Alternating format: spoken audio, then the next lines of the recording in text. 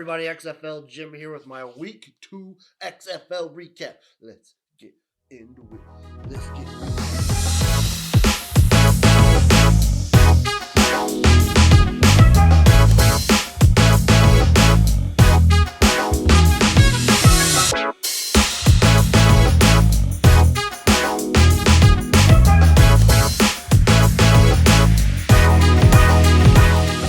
Game number one, we had the St. Louis Battlehawks taking on the Seattle Sea Dragons in the Dragons' home opener, with the Battlehawks winning this one 20-18. This was a tale of two teams.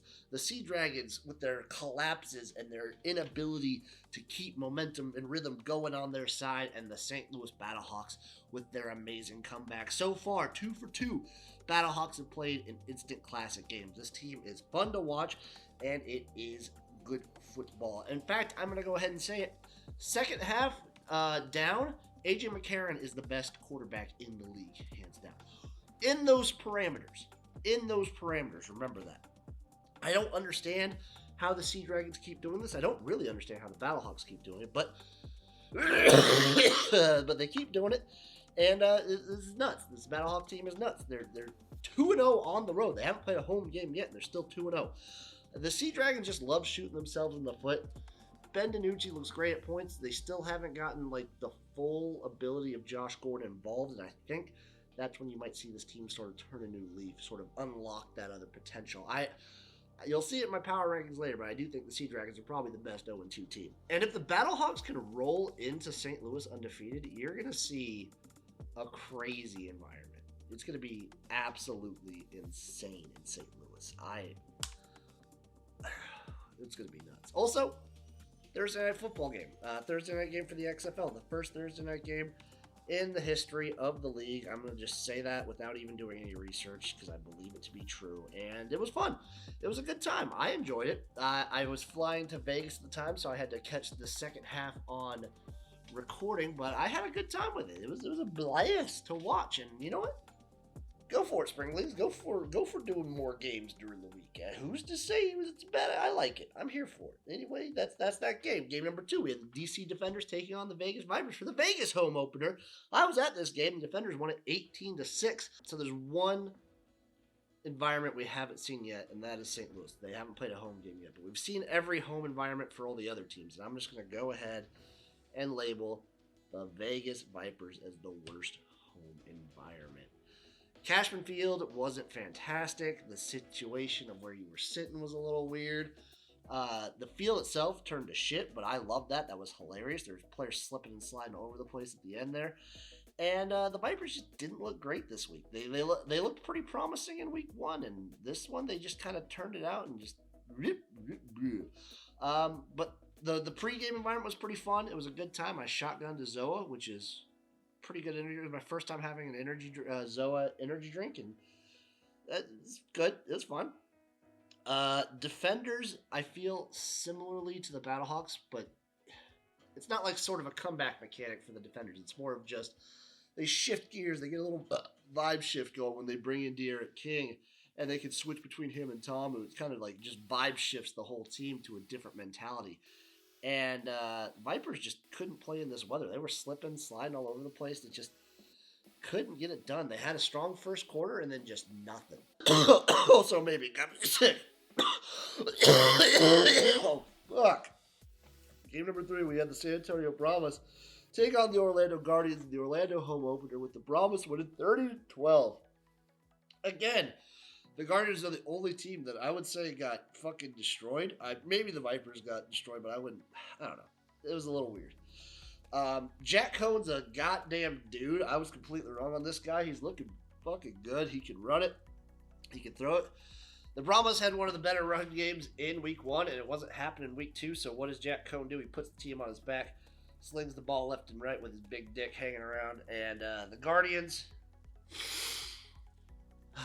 Again, the defense is decent to start, but the offense just can't get anything put together. And listen, Paxton Lynch, maybe we were wrong about him. I looked up his stats and he's had a lot of drops. Was I wrong about Paxton Lynch? Was I wrong about Paxton Lynch?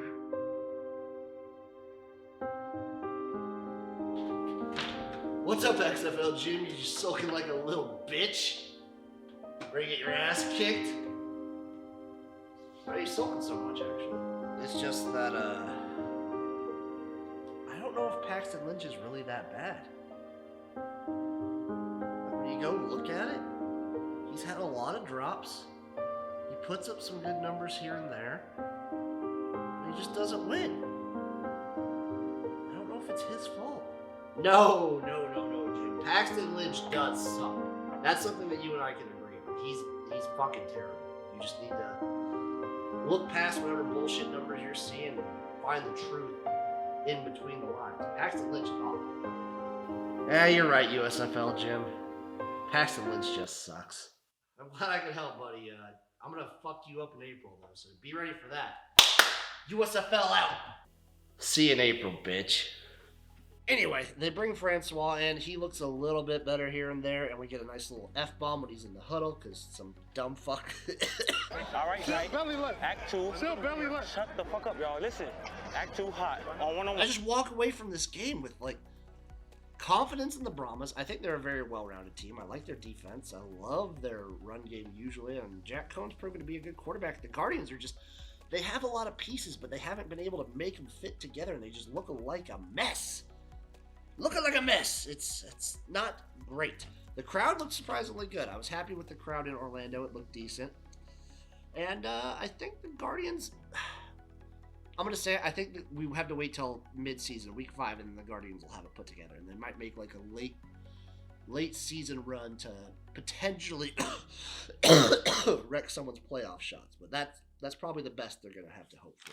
Game number 4, we had the Arlington Renegades take on the Houston Roughnecks in the throwdown of Texas. The Texas throwdown. The Roughnecks won this one 23-14. Oh, this game was a classic. I just think this cements Houston as of now as the best team. They came out a little shaky, but then just laid the fucking hammer on. Renegades, your defense is good.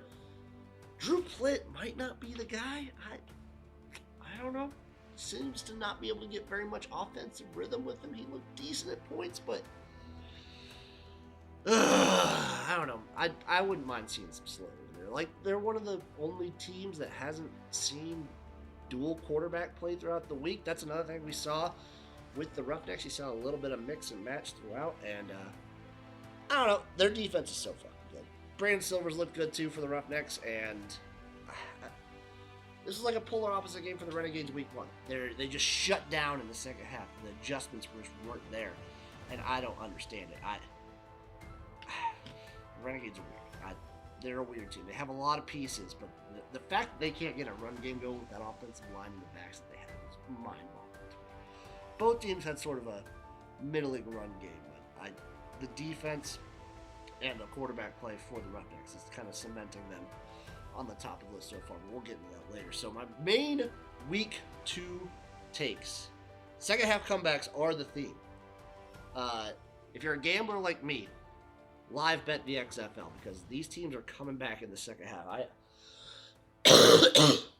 I took a mortgage out on DC to end up winning that game around halftime, and boom-a-bang.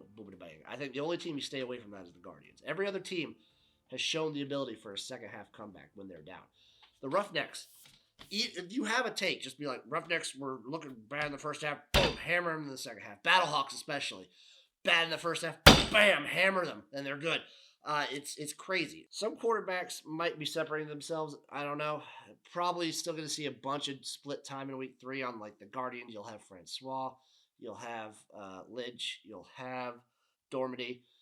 The Brahmas, you're probably just going to see Jack Cohn. The Roughnecks, you're still going to see a mix of McDonald and Silvers. Renegades, who knows what they're going to do. Sea Dragons, I suspect it's still just going to be DiNucci because he's looked pretty good. Vipers, I don't know, man. I don't know what the Vipers are doing. But you're going to see a lot more quarterbacks like kind of ebb and flow throughout the league. Take number 3. Will we see an undefeated team this year? Roughnecks are looking good. The only teams that are undefeated right now are the Houston Roughnecks and the St. Louis Battlehawks. I don't think both of them stay undefeated. I don't think either one remains undefeated. I don't think we'll have a single undefeated team in this league this year. And from my time in Vegas, it needs work. You need to work on some stuff, Vipers. Talk to my buddy, Las Vegas Jim. Maybe he'll get you involved with some real D-Gen shit, and he can kind of connect you through the underworld. But you gotta do something, which leads us to the power rankings. The XFL Jim power rankings for week 2 of the XFL. At number 8, we have the Orlando Guardians. They're just a big old mess, and nobody knows what to do with any of them there. Number 7, a big drop-off. It's the Vegas Vipers. It's also, week 2 just looked a mess. They just, once they kind of fell out of rhythm and the weather started hitting them, they couldn't do jack shit. Number 6, give me the Seattle Sea Dragons. You got to eventually win to be higher on the power rankings. They're the best 0-2 team. But until they're not 0-2, I have to keep them this low on the list. At number 5, give me the Arlington Renegades. You just looked lost out there in that second half. You got to do better than that, boys. Got to do better than that. Number 4, give me the San Antonio Brahmas. Right there in the middle. They're the middle of the pack team right now. They're maybe the most well-rounded team. Yeah, it's a good spot for the Brahmas. At number 3, give me the DC Defenders. 2-0. Making it happen. Didn't look pretty, but doesn't need to look pretty to be 2-0, baby. Doesn't need to look pretty. Oh, they're undefeated too. Fuck me. Sorry, Defenders fans. I'm stupid. Number 2, give me the St. Louis Battlehawks. The comeback kings themselves. A.J. McCarron in the second half. Best player in the league. I'm still going to stand by that. Number 1, give me the Houston Roughnecks. 2 dominant wins. 2 dominant wins for the Roughnecks, and that brings you to the top of my list. That's week 2. Week 2 is 2 weeks of the XFL is already behind us. We're moving on to week 3, folks. The season's going to be gone before we know it, so we should appreciate it while we can. And I'm going to be here all along the journey with you to appreciate this beautiful league together. Can we do that?